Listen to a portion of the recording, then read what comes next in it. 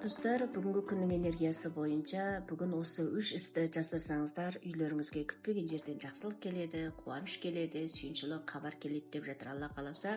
Бүгінгі күннің энергиясы бойынша солай түсіп тұр, достар. Қабылдасаңыздар болады. Әлемнің бір келген сыйлығы ретінде, ақпарат ретінде қабылдасаңыздар болады. Сәлем сөздің арнасы, алдымен танысып алайық.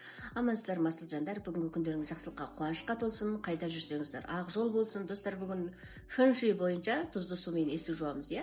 Тұзды сумен есік жуған кезде есікті ішіне сыртына қарай жуасыздар, достар. Бисмилла деп бір тегене суға бір қасық тұз салып, Алла тағала осы үйіме жақсылық әкелегір, қуаныш әкелегір, биылғы жылдан қалмай үйлі болуға, балалы болуға нәсіп етегір, осы шаңырағыма құтты келін түсуге нәсіп етегір деген сияқты сондай бір жақсы ниетпен тұзды сумен есік жуыңыздар. Тұзды сумен есік жуып болғаннан кейін, достар, мен осының алдында бір дүкенге барған кезде бір кісі айтып жатыр. Мен осы айлық алған күні, біз енді айлық алсақ болды, барлығын кредитке қайтарып тастаймыз ғой. Негізі, достар, айлық алған күні сондай үйге тұз алып қою керек екен. Көбірек күріш, қант деген сияқты сондай бір мол зат алып қойсақ, үйімізге молшылық шақырады екенбіз. Сондықтан екінші жаңа үйіңізге сондай заттар алып қойыңыз. Үйіме молшылық келсін, қуаныш келсін, жақсылық келсін, үйімнен дән кетпесін, өмірімнен мән кетпесін деген сияқты жақсы ниетпен бүгін Алла тағалаға көбірек шүкіршілік етіп, сондай жақсы ниетпен, жақсы көңіл күймен жүру керек екен. Одан кейін, достар, әйелдің бақыты босағадан басталады.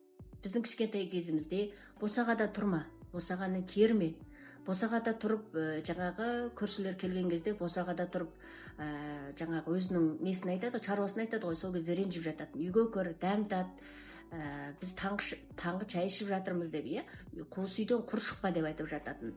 Сол сияқты кіреберіс босағаны тазалау керек, достар. Әйелдің бақыты, байлығы босағадан басталады. Кіреберіс босағаны тазалап болғаннан кейін, жаңағы үйге кіреберіс жерде бір кішкентай кілемше болады ғой, аяқ сүртетін.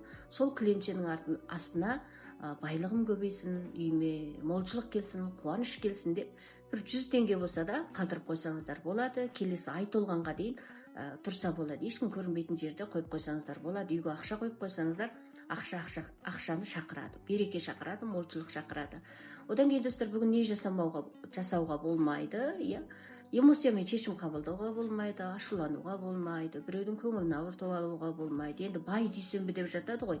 Көбінде жолға шығуға, дәрігерге қаралуға өте сәтті күн деп қазақ халқы жақсы ырымдап жатады, Сондықтан бүгінгі күн жақсылығын сыйласын. Одан кейін, достар, мен кеше Мұхтар Мағауиннің «Әйел махаббаты» деген шығармасын тыңдадым.